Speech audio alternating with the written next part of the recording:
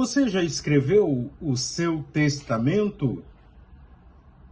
Ah, pastor, vira essa boca para lá. Não estou pensando em morrer agora. Então eu vou mudar a minha pergunta. Que legado você está deixando para a sua descendência? Ah, essa palavra está muito forte. Não quero falar de morte, eu quero falar de vida.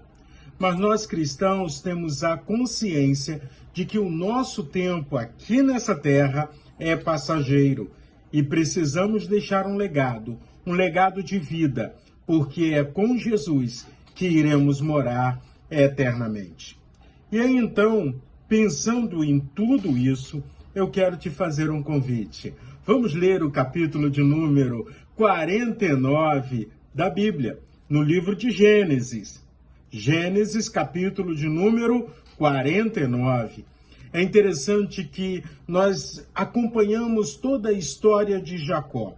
Jacó, aquele homem afoito que muitas vezes fazia as coisas sem planejar ou sem pensar, que enfrentou uma série de dificuldades, mas tem um encontro pessoal com Deus.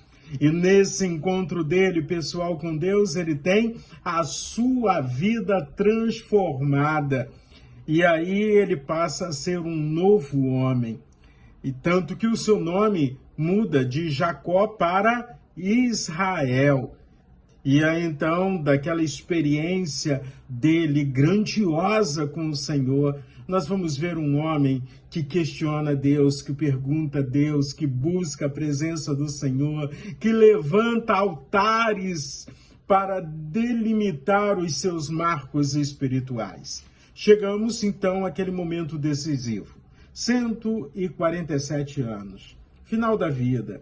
Agora eu preciso conversar com os meus filhos. Melhor, Gênesis capítulo 49, no verso 1, diz assim: ajuntem-se para que eu lhe anuncie o que lhe acontecerá nos dias vindouros. Não era somente a sua morte. Jacó estava dizendo que iria acontecer 1000 anos depois, 2000 anos depois, na vida dos seus filhos. E aí então, cada palavra, cada momento. No momento da morte, Jacó não está romantizando a experiência do filho perfeito, daquelas crianças que não deram trabalho. Pelo contrário, ele é honesto em dizer os erros e acertos, em falar das virtudes e das falhas dos seus filhos.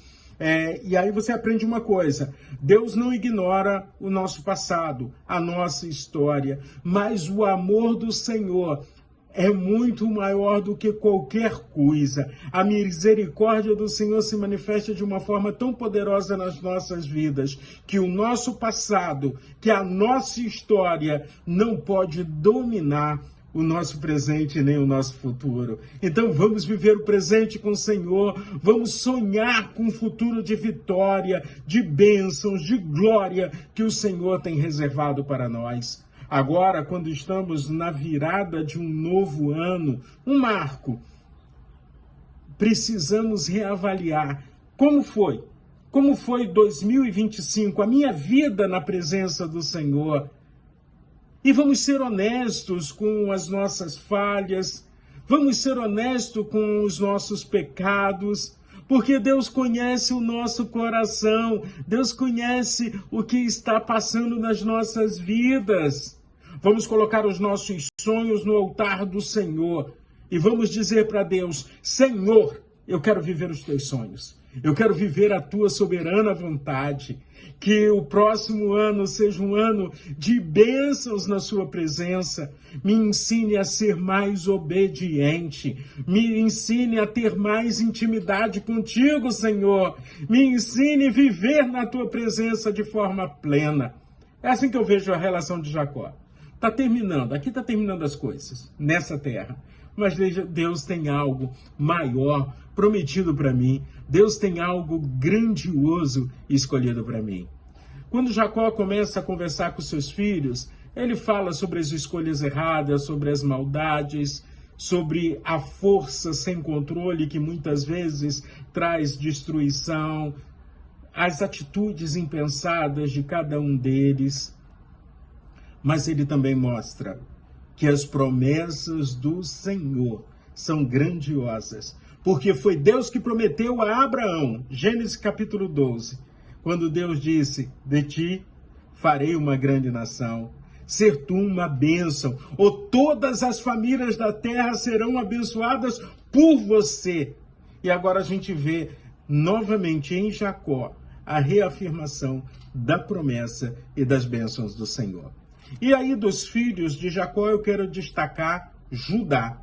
É tão interessante que Judá fez algumas besteiras na caminhada da vida, mas Deus tinha uma bênção especial para a vida de Judá. E quando Deus tem um propósito para a sua vida, peça perdão ao Senhor, busque a presença do Senhor e espere, porque Deus vai trazer transformação, Deus vai trazer poder para a sua vida.